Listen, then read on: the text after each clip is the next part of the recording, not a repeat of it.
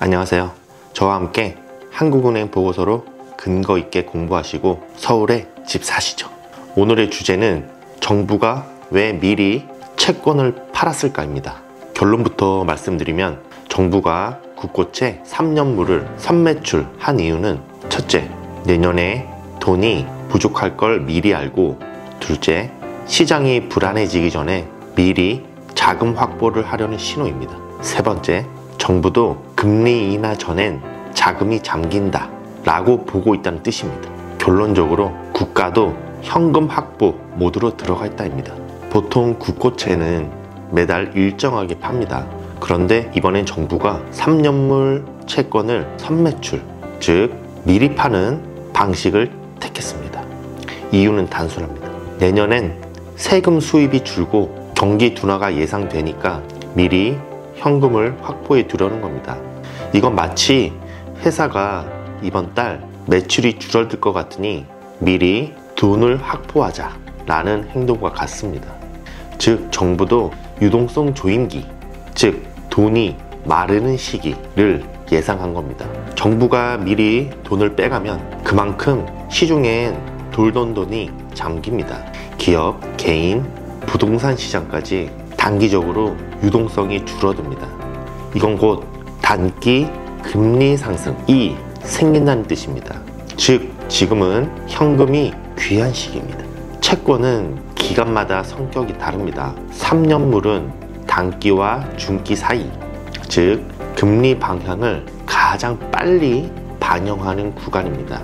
정부가 이걸 미리 팔았다는 건 3년 안에는 금리가 내려갈 가능성이 높다고 본 거예요. 즉 지금이 금리 고점 근처라는 판단이 깔려 있습니다.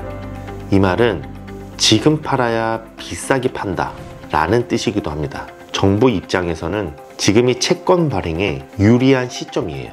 정부가 미리 채권을 팔면 그 돈을 사가는 은행, 기관, 투자자들은 보유 현금을 써야 합니다. 즉 시장의 숨통 역할을 하는 자금이 줄어듭니다. 그래서 단기적으로 금리가 오르고 부동산 주식에는 잠깐 조정 압력이 들어옵니다. 하지만 이건 일시적입니다. 왜냐하면 선매출은 미리 당긴 발행이라 나중에는 발행 물량이 줄어드는 효과가 생기기 때문입니다. 즉 지금 잠깐 쪼이지만 내년 상반기엔 오히려 시장이 완화 쪽으로 돌아설 가능성이 큽니다. 여기서 배울 점은 하나입니다. 정부가 돈을 확보할 때는 시장이 마르기 직전이라는 뜻입니다. 즉 이제 곧 자금 사정이 빡세진다는 신호입니다. 이럴 때 개인 투자자는 대출을 줄이고 현금 비중을 늘리고 금리형 상품 비중을 높이는 게 맞습니다. 그리고 나중에 정부가 채권 발행을 멈추거나 줄이는 시점, 그때가 바로 공격 구간, 즉 부동산 ETF 재진입 타이밍입니다.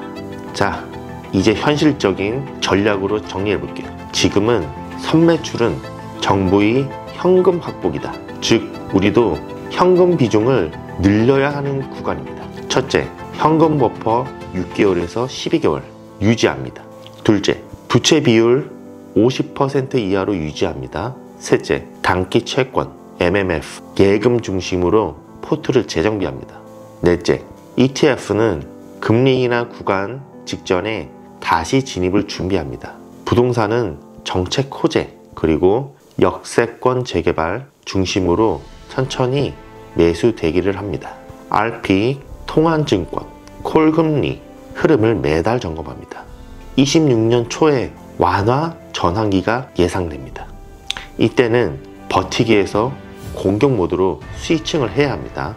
오늘의 핵심 메시지, 지금은 버틴다, 그리고 공격할 준비를 한다, 그리고 유동성 회복은 항상 정부의 현금 확보 이후에 옵니다. 정부가 채권을 미리 파는 건 불안해서가 아니라 대비하려는 행동입니다. 이건 곧 시장이 한동안 조일 거라는 뜻이기도 합니다.